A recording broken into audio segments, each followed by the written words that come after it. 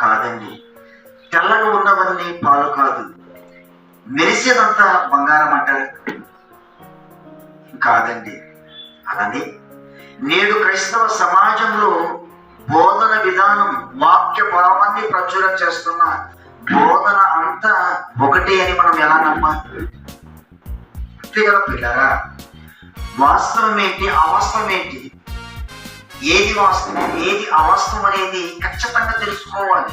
అలా తెలుసుకోవాలంటే ఇదిగో బైబిల్ గ్రంథం అనేది దేవుడు మన చేతులు పెట్టాడు. అదే 66 పుస్తకాల గ్రంథం, అదే దేవుని మనసు.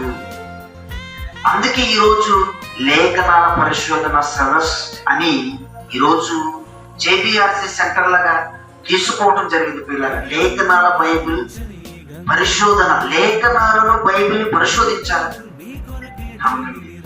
లేఖనములను పరిశోధించండి అన్నాడు. లేఖనములను పరిశోధించండి. ఎలా పరిశోధించాలి లేఖనములను? ఈ రోజైనా మీరు ఆలోచించారు?